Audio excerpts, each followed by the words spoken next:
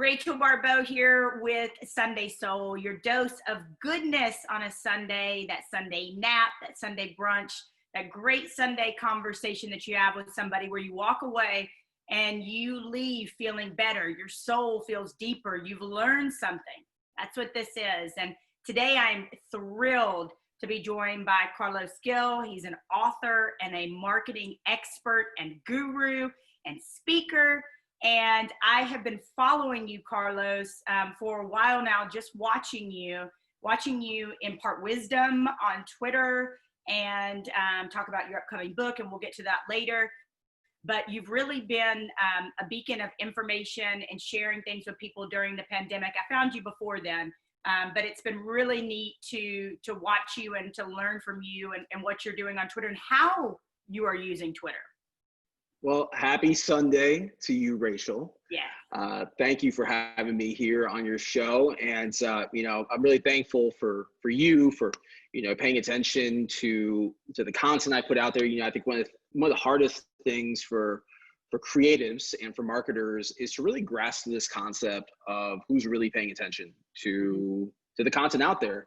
And, I think for us marketers, we put so much content out there that after a while we kind of become desensitized, if you will, to, and the reality is that the hearts, the likes, the shares, they mean something. They are a currency. We were just talking a little bit about social currency before we came live here. I look at relationships on social media very similar to a 401k account because, in the investment world, you deposit money into your 401k account. And after a while, that money matures and grows based on the investments that you make. And relationships online are the same thing. I've been doing this for 12 years now, and I look at every follower, every like, every connection, every share as having value. And the way that you grow that value is not so much by putting more content out into the world, because content itself is just noise, but it's by developing the relationships and maturing, if you will, those relationships that you build with people. And doing what we're doing here is just, one of the ways of many that exist that you can bring value to someone, and vice versa. And, I tweeted recently that it costs nothing to share someone's content. Yes. So it costs nothing. And so many times we struggle with what to post, what to say. We feel like, oh my gosh, if I don't post every hour on the hour, I'm going to be irrelevant. But think about this. If you share someone else's content and that content is valuable, now people are looking at you as the messenger, not necessarily just the person that shared the content. Yeah. I was just talking about this in a video today, and you'd be the perfect person to ask about this. So my late mother, I lost her about a year ago in May, and she used to say, Rachel, no one is going to toot your horn for you. You better toot your own horn. You better love yourself and toot your own horn. So I always say toot, toot. And I have friends. I've got a friend in the newspaper business that was a writer, and we were having this conversation, and this guy wrote an article on me, and he spent weeks and weeks and traveled with me to a school and watched me speak. And he said, I only tweet my stuff once. And I said, what are you doing? I said, listen to me. You spent weeks on this. You poured your heart into it. You traveled with me. It doesn't have to be boom, boom, boom, boom, boom, but be strategic about it. Keep sharing it. Go behind the scenes and ask other friends to share it, and you'll share their content. That way you cross promote, as you talk about. Yeah. What would you 100%. Add to that? Well, look, sending out a tweet or posting a piece of content on Instagram or on Facebook is a moment in time. And the reality is that you are tweeting into a digital abyss. I call it in my book, The End of Marketing, a noisy digital ocean. And there's a lot of noise that's happening. There's a lot of people that are creating content at the same time as you are. Yep. So the reality is you can't just post one time. Now, don't get me wrong. There's some times where you hit lightning in the bottle. There's times where, I posted something that catches on like wildfire, and people share it and people comment and like it. But more times than none, it doesn't happen that way. And you need to get your message out there as many times as you can to as many people, because the reality is that you will reach people at different time zones. You will reach people at different intersections in their own life where they might be really engaged on social media at that point. All it really takes is the right person to see your message. I think that's the key, Rachel. So many marketers and creatives and influencers, they're constantly focusing on the big numbers, right? They want to have the biggest audience. They want to have the most engagement. But when you really go below the surface, what you're really trying to do is make a connection with a person. And all it takes is that one person that gets value from your message, puts in emotion, and then tells all their all their followers and their community that you made a difference in their life or their career, and you're set. And it takes a while to get to that point where you realize, the name of the game here is not about quantity, but it's rather about quality. And I think that sounds cliche because you hear a lot of marketers that say that often, but in these times, especially where we're in, COVID-19, you have people sitting at home, you have people aren't working, you have more noise that's being created. So now more than ever, you need to be persistent with getting your message out there and find a way to rise above that noise. You're preaching exactly what I talk about, because I've told my athletes, I've done a ton of Zooms, right? I had to go from, and we'll talk about this in a minute, pivoting. And there's going to be, I know a bunch of business owners that are going to be watching this and want to know about that pivot, but I had to make that pivot because the reality of it is all of a sudden in March, I watch all my speaking engagements go up in smoke, right? And I had a choice to make.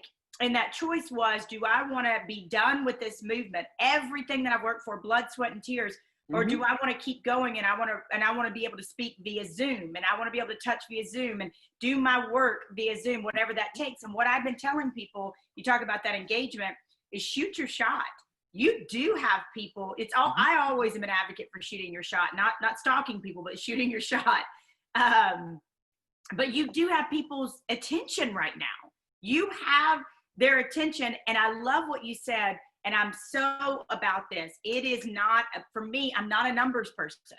I know people are looking at how many followers they have. The engagement is everything for me. Those connections, those relationships are everything.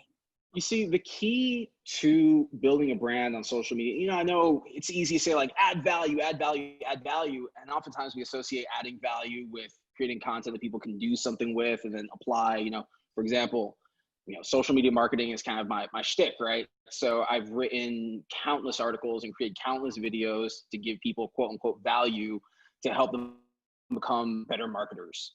But the way I see value is walking into a digital room. So in this case, let's just say Twitter for a moment, and knowing how to work the room.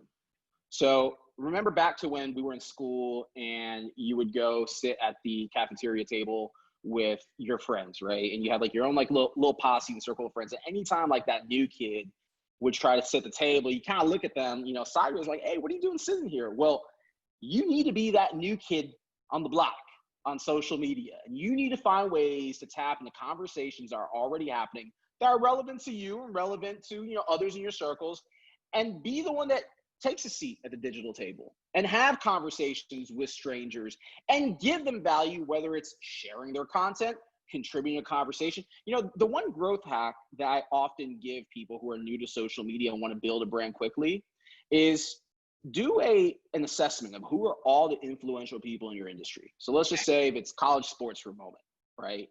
And you don't have the presence of, let's say, I don't know, a Kirk Herbstreit or Chris Fowler, right? Or Lee Corso, but you kind of want to be in those circles, right?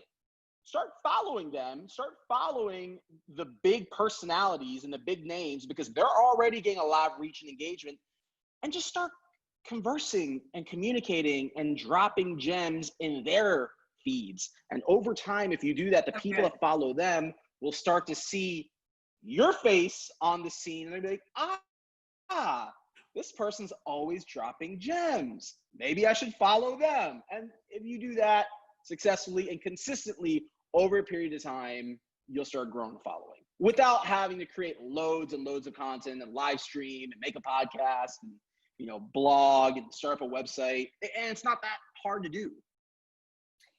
All right. So you kind of answered the question, but maybe take it one step further. I love it. So you got a business owner and they are not using Twitter right now, which to me is wild, but I have to remember that I spent 17 years in sports media. So they're not using Twitter right now. And they're like, Carlos, I am totally like intimidated. Like how do I even do this? How do I begin? Because I say to people, it's free advertising, right? Like it is free advertising. What would you say to that business owner right now? Well, what I would say to them is that it's not free advertising. First of all, how dare because you? it's very time consuming. It's very time consuming.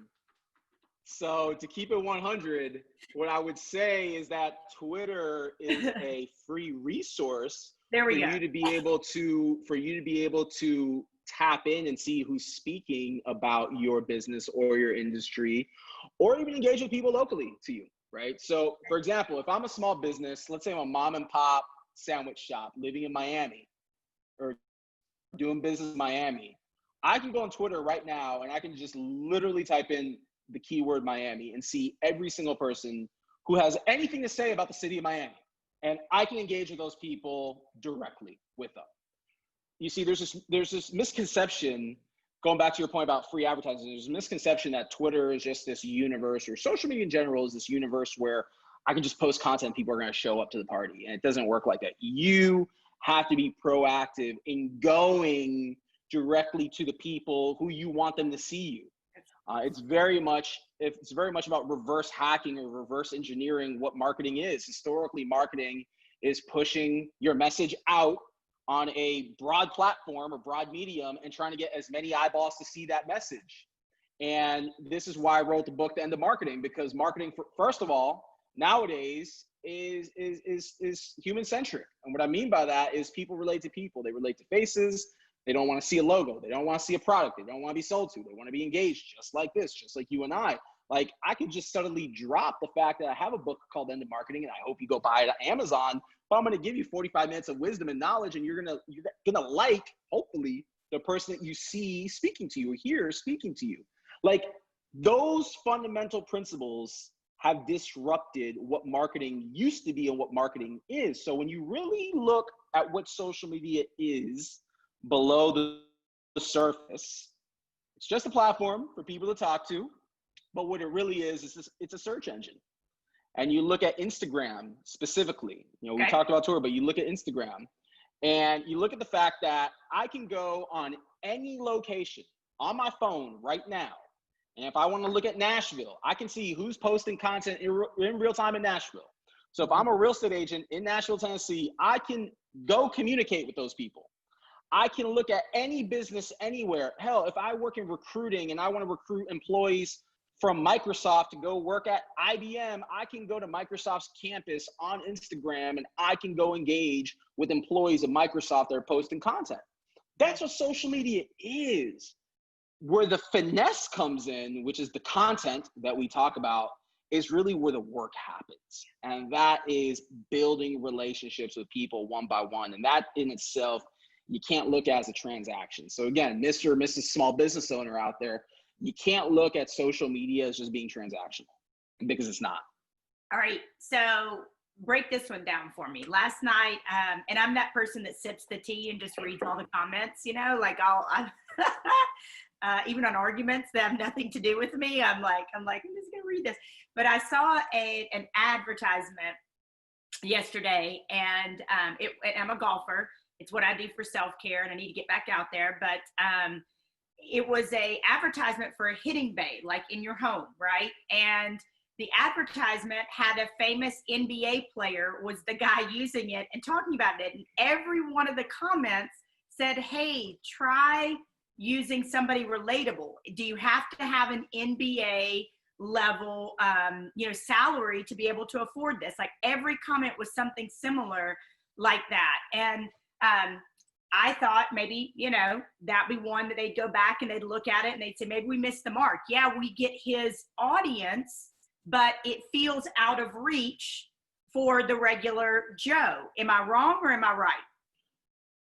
Both, right? I think that, anytime that you are able to engage with real people, right? Like, it puts you in prime position to create some awareness, and you can actually create some sales that way. Like, I've been doing this for the last year when I came, ever since I came out with my book, The End of Marketing, right? Where I go on social media, I look for people talking about other people's books. And it's like, well, I've already identified that you like business books. I sell a business book. Let me go get to know you. Let me at least get on your radar so you can see what I post and then maybe determine if you want to buy my book. That's what I refer to as savage marketing, right? So it's using social media as a search engine, but knowing your core audience or your core demographic is key also, because you're not going to appeal to everyone. You're not going to win everyone over. So I don't know if that necessarily answers your question, but I think, again, anytime that you can use other people's kind of feedback or conversations as a way for you to kind of slide in, it's an effective strategy. Now, I think there's other people that might roll their eyes and say, that's not professional. I'm going to keep posting everything on my page and let people come over here and post hashtags and make sure I post like really engaging photos. But again, at its core, these are not platforms that were designed for advertising and marketing and sales. The key word in social media is social. Yeah. These platforms are designed for people to communicate and have conversations.